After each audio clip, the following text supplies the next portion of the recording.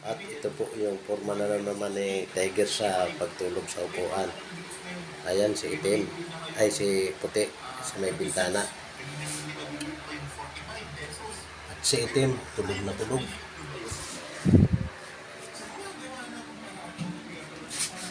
Yung dalagang may anak, nakatingin sa akin.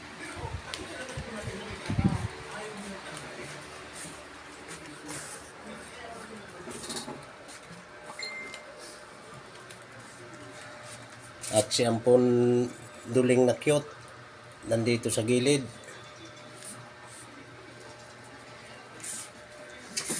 At si Dika, nasa ilalim ng kama. At si Bunso, umilalim din. At ang kikay na chismosa, pasunod-sunod.